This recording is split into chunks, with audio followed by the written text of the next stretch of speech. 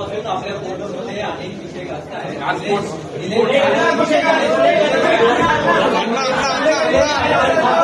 अण्णा पुणेकरांचा प्रश्न अण्णा अण्णा पुणेकरांचा प्रश्न अण्णा